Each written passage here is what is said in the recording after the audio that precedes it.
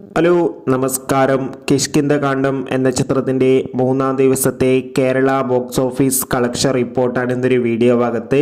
വീഡിയോയിലേക്ക് വരുമ്പോൾ video like ചെയ്യുക, ചാനൽ സബ്സ്ക്രൈബ് ചെയ്യാൻ വേണ്ടി ശ്രമിക്കുക.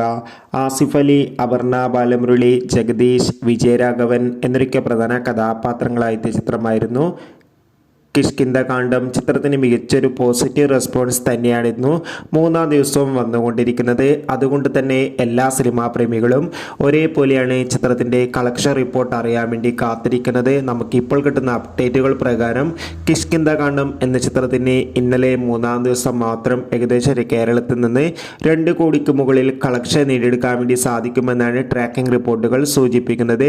എന്തായാലും ചിത്രത്തിൻ്റെ കൂടുതൽ ബോക്സ് ഓഫീസ് കളക്ഷൻ റിപ്പോർട്ട് അറിയാൻ വേണ്ടി കാത്തിരിക്കാം. കിഷ്കിന്ധകാണ്ഡം എന്ന ചിത്രം കണ്ടവരുടെ അഭിപ്രായം കമൻറ്റ് ചെയ്യുക. കൂടുതൽ സിനിമാ വാർത്തകൾക്കായി ചാനൽ ഇപ്പോൾ തന്നെ സബ്സ്ക്രൈബ് ചെയ്യാൻ വേണ്ടി ശ്രമിക്കുക.